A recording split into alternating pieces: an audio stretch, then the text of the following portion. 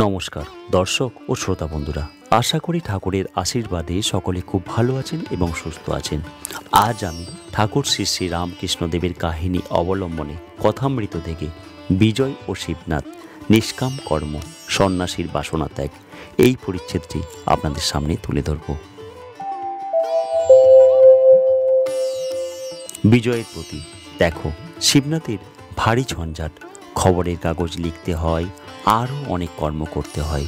বিষয় কর্ম করলেই অশান্তি হয়, অনেক ভাবনা চিন্তা জোটে।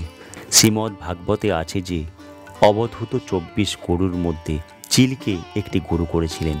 এক জায়গায় জেলেরা মাছ ধরছিল, একটি চিল এসে একটা মাছ ছোঁ মেরে নিয়ে গেল। কিন্তু মাছ দেখে পেছনে পেছনে প্রায় 1000 কাক চিলকে তাড়া করে গেল, আর সঙ্গে সঙ্গে কা কা করে বড় গোলমাল করতে লাগলো। মাছ নিয়ে চিল যেদিকে যায় কাকগুলোও তাড়া করে সেই দিকে যেতে লাগলো। দক্ষিণ দিকে চিলটা গেলে কাকগুলোও সেই দিকে গেল, আবার উত্তর দিকে যখন সে গেল ওরাও সেই দিকে গেল। এইরূপ পূর্ব দিকে ও পশ্চিম দিকে চিল ঘুরতে লাগলো। শেষে ব্যতিব্যস্ত হয়ে ঘুরতে ঘুরতে মাছটা তার কাছ থেকে পড়ে গেল। তখন কাকগুলো চিলকে ছেড়ে মাছের দিকে গেল। চিল তখন নিশ্চিন্ত হয়ে একটা গাছের ডালের উপর বসে ভাবতে লাগলো, ওই মাছটা যত গোল করেছিল, এখন মাছ কাছে নাই, আমি নিশ্চিন্ত হলাম। অবধূত চিলের কাছে এই শিক্ষা করলেন যে যতক্ষণ মাছ থাকে অর্থাৎ বাসনা থাকে ততক্ষণ কর্ম থাকে, আর কর্মের দরুন ভাবনা চিন্তা অশান্তি। বাসনা ত্যাগ হলে কর্মক্ষয় হয় আর শান্তি হয়।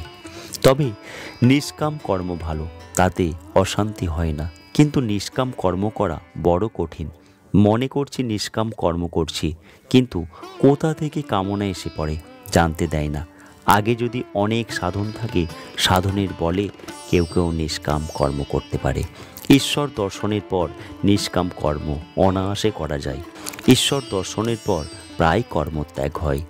2-1 জন নারদাদি লোকশিক্ষার জন্য কর্ম করে। এই ছিল আজকের আলোচ্য কাহিনী।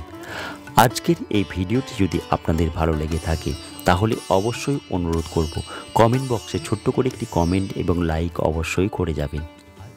আমার ভিডিওগুলি যদি আপনাদের ভালো লেগে থাকে তাহলে আরও একটি ছোট্ট অনুরোধ করব, আমার ছোট্ট চ্যানেলটিকে সাবস্ক্রাইব করে পাশের বেল আইকনটি অল করে আমার পাশে থাকবেন।